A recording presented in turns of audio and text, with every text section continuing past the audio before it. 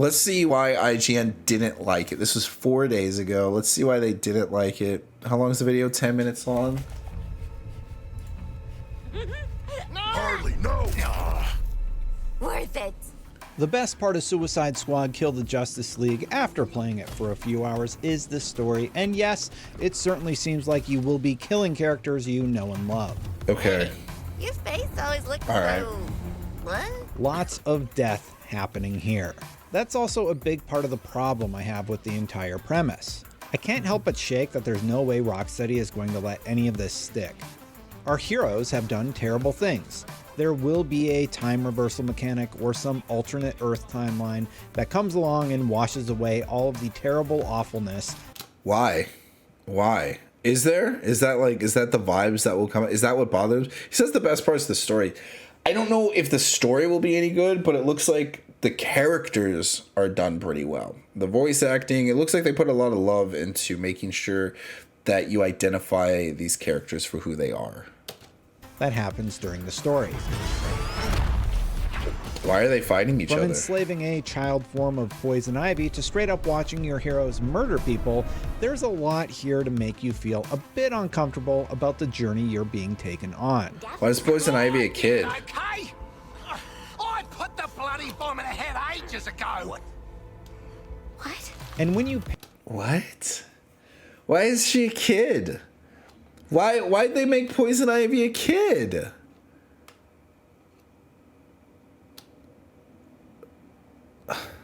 But I want it. But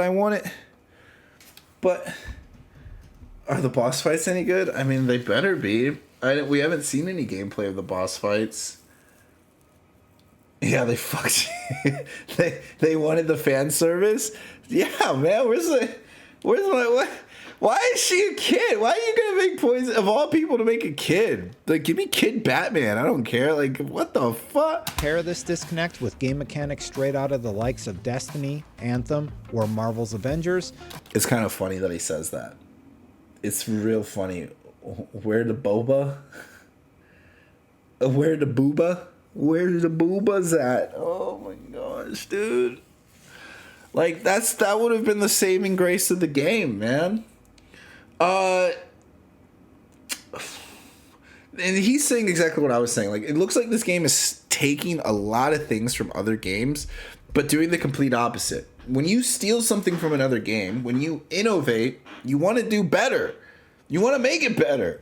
You don't want to make it whatever this is. I'm left worried about the final product coming together in a way that works. Harley The Quinn's fun a just board member. wasn't there for me. At least That's not what I'm yet. saying. Like, it looks boring. Like, it looks like there's no fun to this game. It just looks like, hey, come play our game and do all these tasks. Let me explain in more detail. The Okay. story has its fun moments, yes, and the team I believe banter, it. at least during the cutscenes, is when Kill the Justice League is at its best. Awesome.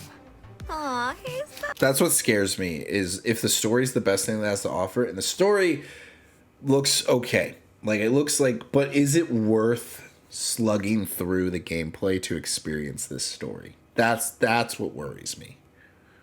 Great. He's not gonna make it. The cutscenes have clearly been given a lot of love. Meanwhile, the character models look great, the voice acting is on point, and Yeah. there are a lot of moments where I genuinely laugh thinking this could be enough to carry me through the messy and tired open world. There it is. There it is, what I say. Is the story enough to carry you through the gameplay?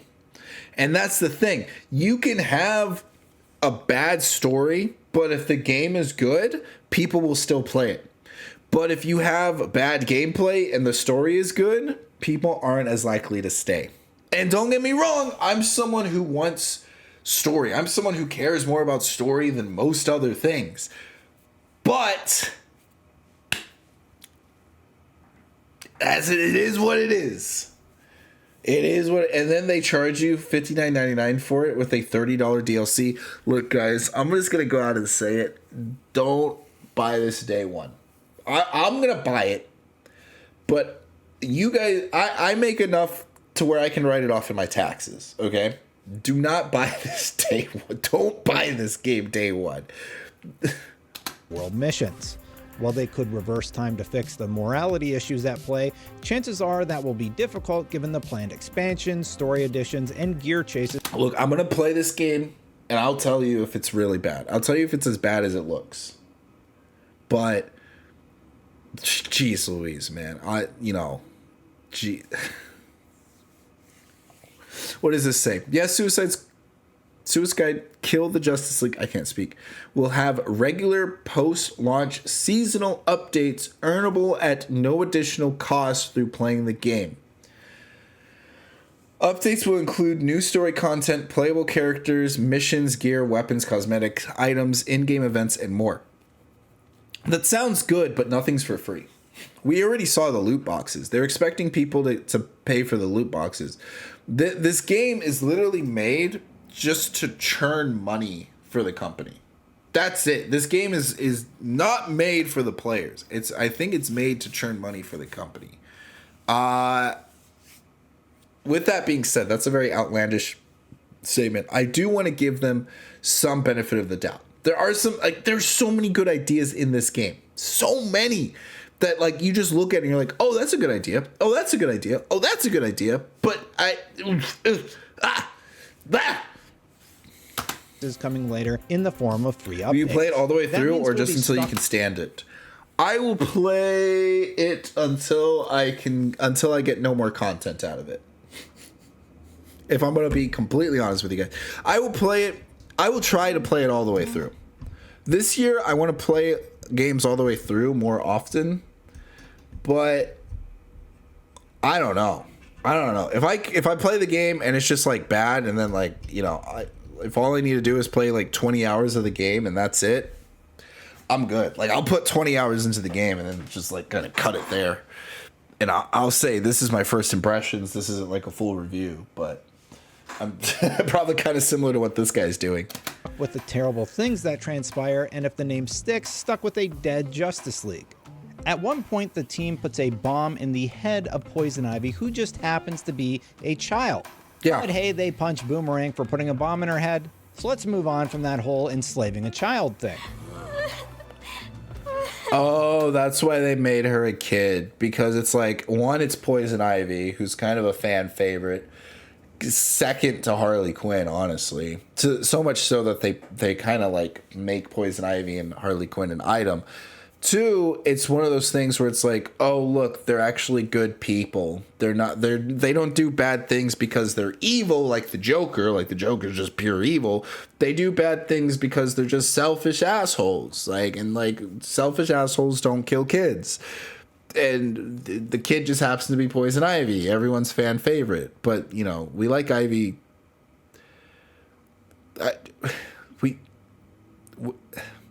We like Ivy for her personality, but we also like her because she's always just like half naked on the screen, and she's like one with nature and all.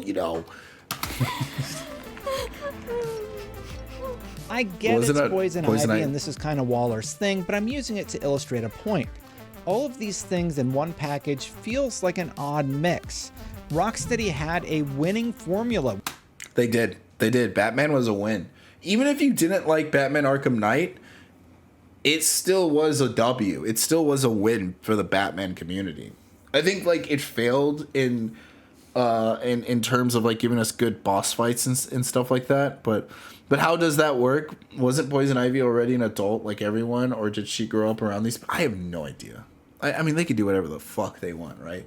Like they could do whatever they want, and that's fine. And if it works, it works. But I like just by seeing that it was about a bomb in her head and that it was a kid.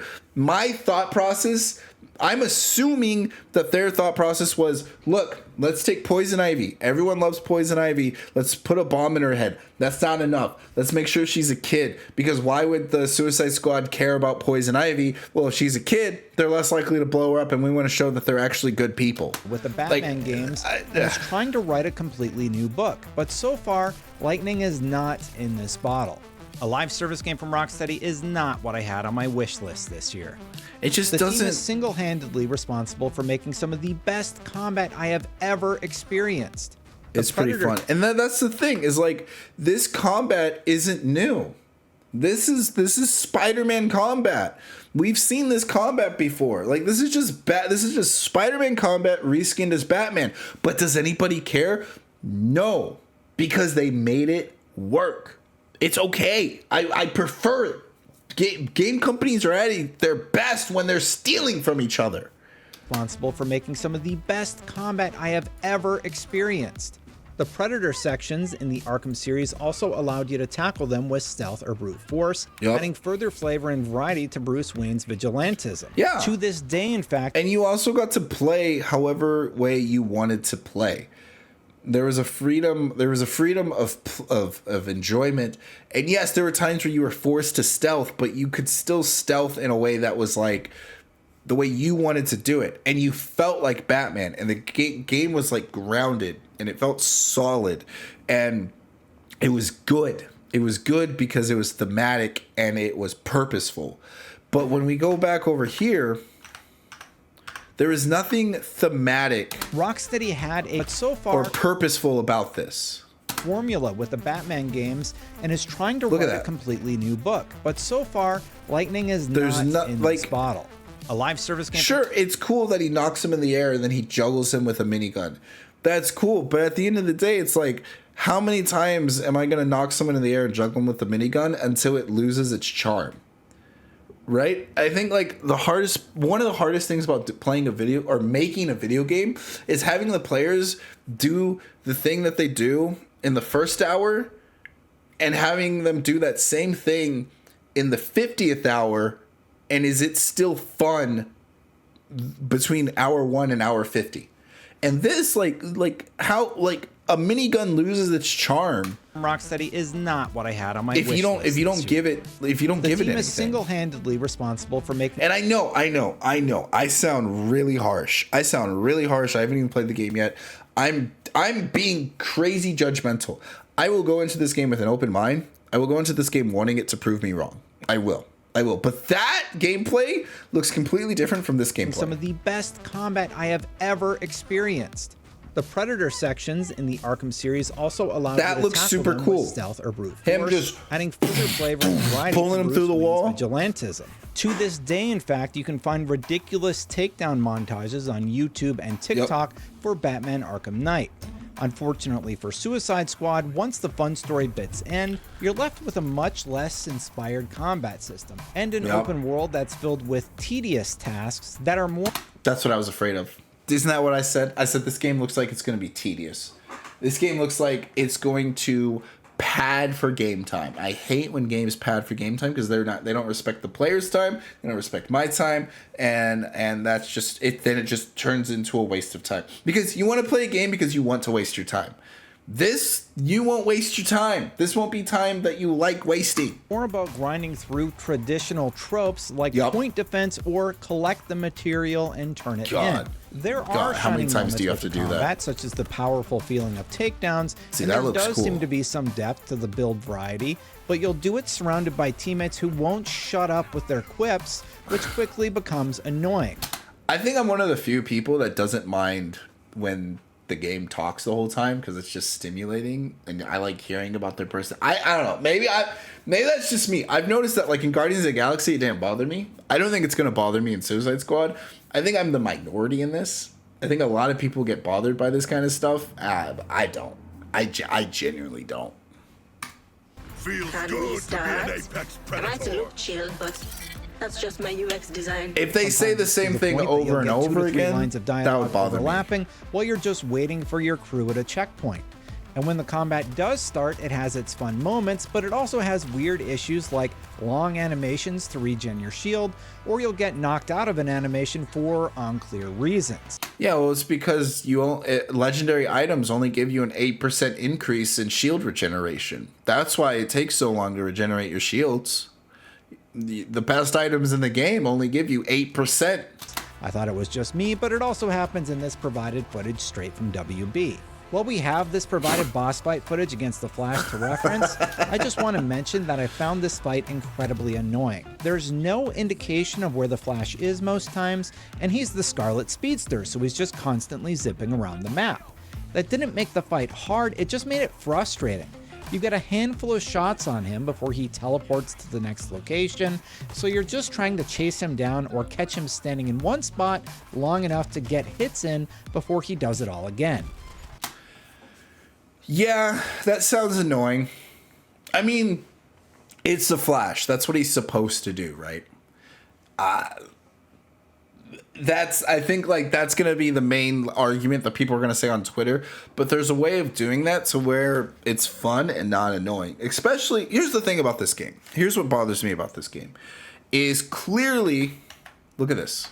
Clearly the Flash can take on these guys. That I found this fight incredibly annoying. There's no indication of where the Flash is. He's shooting lightning out of his hands. And he runs away. Speedster, so he's just constantly zipping around the map. If the Flash is able to look at this, why doesn't he just punch him? Why doesn't the Flash just punch King Shark? So you're just trying to chase him down or catch. Why is the Flash just running around like a bitch? You know? Why isn't the Flash running up and beating the shit out of these people? Especially if he's being controlled by Brainiac and he's not afraid to kill. What, like... There's no in-game reason for the players to be... Or for the characters to be able to beat the Flash. Other than the fact that it's a video game and the Flash is going to be really dumb in this video game. That, to me, kind of sucks. I think this was... And the reason it sucks is because this is an opportunity to show the ingenuity of how to beat a character. Like, imagine if like all the side missions and everything in the open world was to design a bracelet or design something to defeat the Flash, just like in Justice League Doomsday, where Batman had all these contingency plans to defeat the Justice League, and the Suicide Squad is going through. And they put the bracelet. They trick Flash into putting the bracelet on, and now he has to run nonstop or else the bracelet's gonna explode, and then he gets tired from running so fast. Like he burns his metabolism, but he's able to get the bracelet off. But now he's not as fast. Now he's like slower. Because he's exhausted, because he hasn't been able to eat his food, because his metabolism's burning his own body, because that's something Flash has to deal with, is just eating. And then the Suicide Squad gets to beat Flash, and it's like you're cheating. You're getting the upper hand on him, but you're the Suicide Squad. You know, you're the anti-heroes. You're the bad guys. You're gonna do the messed up thing to beat the heroes that have always beaten you and been better than you.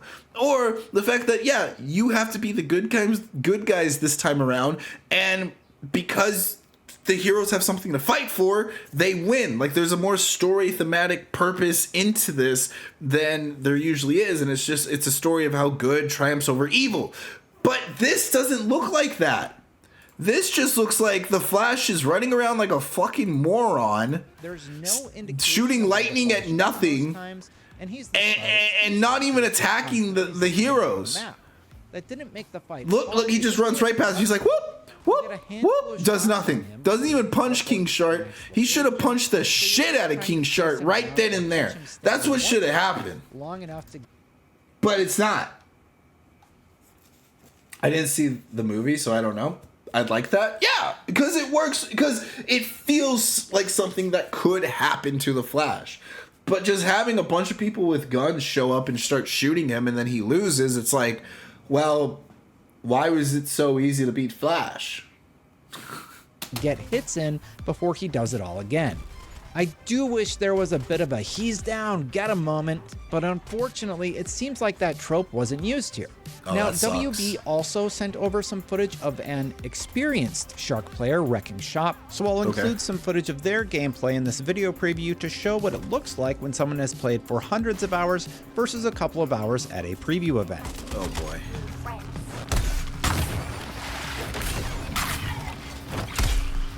What'd I say?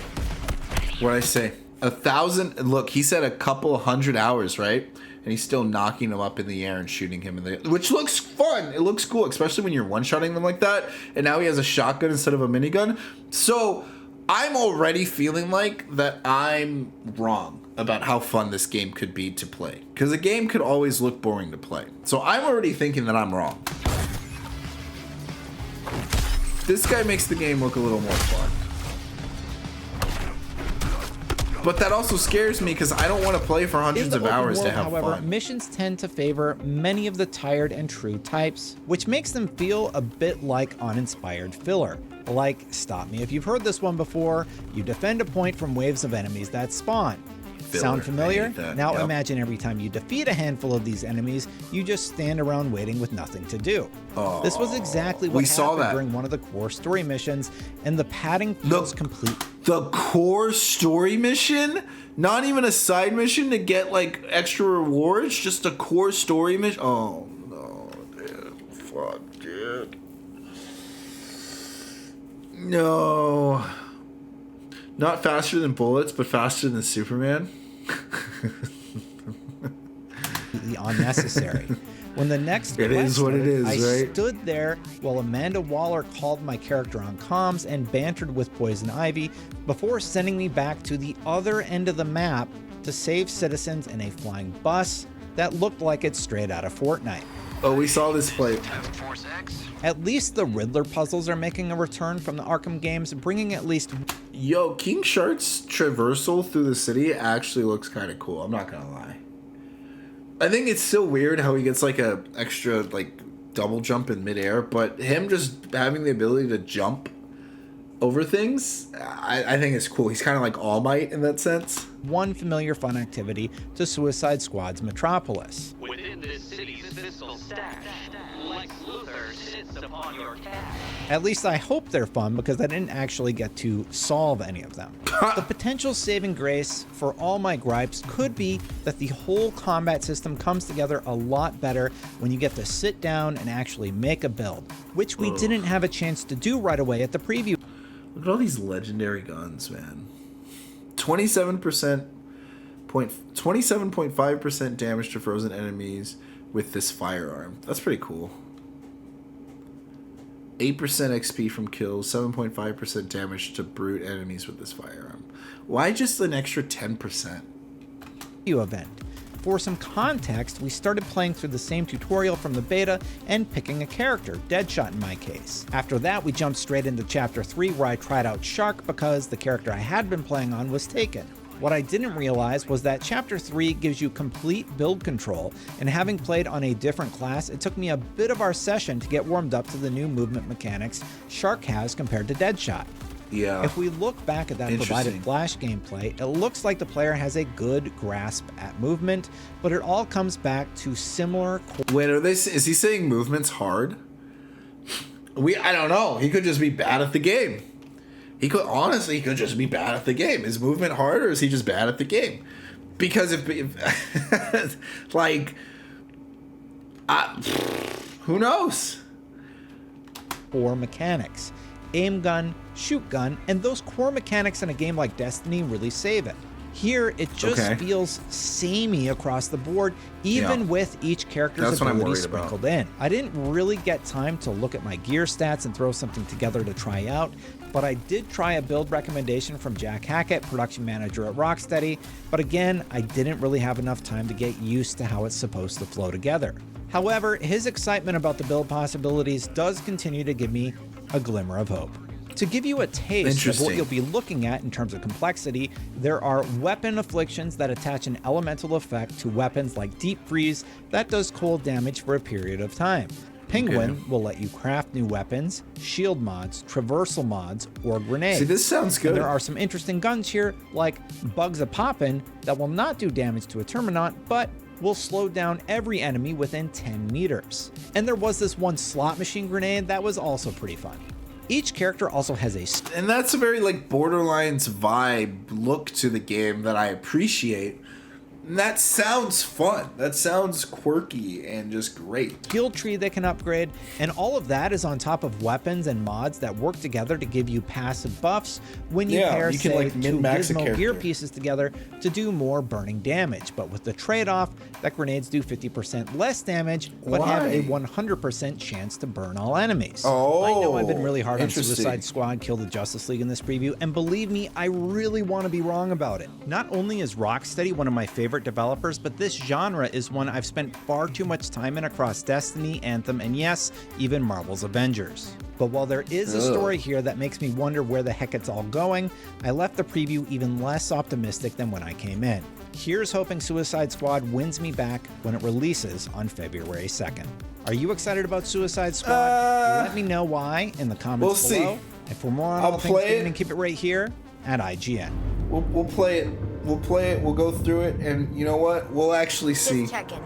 We're all seeing that thing, right?